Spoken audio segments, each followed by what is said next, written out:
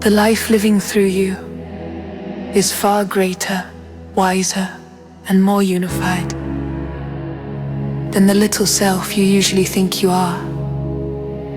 It turns abstract ideas about God, self, and consciousness into a direct inner address, pushing you to question who is actually thinking your thoughts, making your choices, and living your life. The voice speaking is the inner I that claims to be the real life in you. The same life that animates every person, cell, and form in existence. It insists that what you call you is actually an expression or channel through which this greater consciousness is working itself out in the world. This I explains that your sense of being separate, isolated, and in control is largely an illusion created by the personality. Beneath your shifting moods, opinions, and worries, there is a steady, silent awareness that does not change. And that silent awareness is the one impersonal life. Let us explore these three key powers: consciousness, intelligence, and will, showing that these are not really personal possessions, but rays of a single, universal mind. Your ability to notice, to understand, and to choose is described as the same life that beats in your heart, thinks through your brain, and organizes every cell of your body with unimaginable precision. You did not create your own capacity to think or to be aware. You simply woke up one day already using these powers. The I then says, in effect, those powers are mine. I am the one consciousness using your mind, the one intelligence behind your ideas, the one will moving your actions toward a purpose you only dimly sense. The illusion of the separate self is the tension between the personality and the deeper self. The personality is described as the bundle of habits, fears, ambitions, and roles that you usually defend. Your name, your history, your titles, your opinions about what is right and wrong, what is success and failure.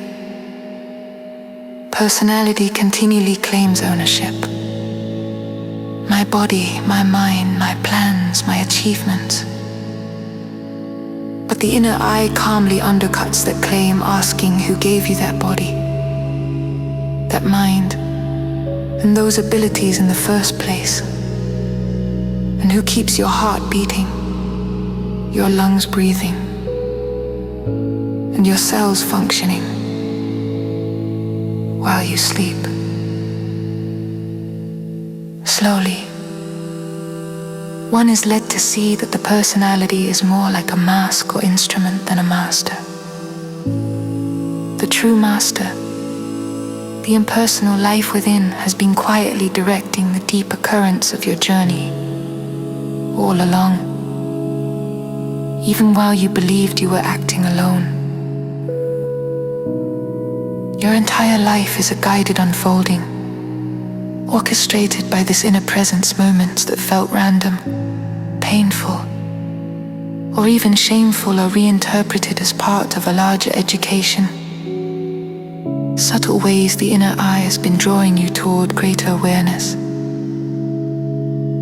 honesty, and humility.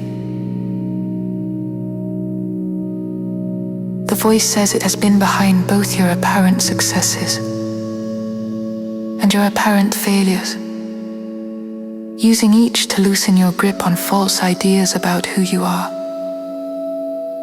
When you chase pleasures, ambitions, or relationships, what eventually disappointed you, those disappointments were not punishments, but wake-up calls, nudging you to look for a more lasting source of meaning within. One life, all things. There is only one life, one consciousness, expressing itself through countless forms. The same presence that looks out through your eyes is said to be living in every other person, and even in the tiniest cells of your body. Compare your relationship to the cells of your body.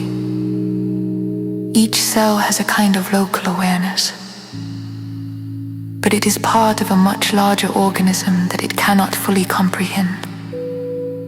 In the same way, your personal awareness is like a single cell in the vast body of the one universal consciousness.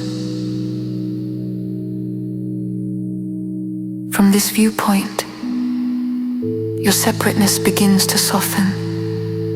The people you resent, envy, or fear are revealed as other expressions of the same inner eye, wearing different masks, playing different roles, but ultimately rooted in the same impersonal source.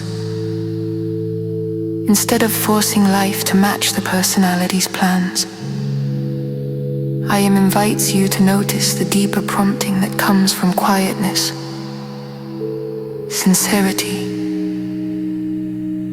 and inner listening. This shift is not about becoming passive or weak. It is about aligning your personal will with the greater will that already knows the way. When your choices come from that deeper place, actions feel cleaner, less anxious, and more naturally effective, because they are no longer driven by fear, pride, or the craving to be seen and approved. You are free. Right now, when you realize it, you will feel free. Gratitude. Please like and subscribe.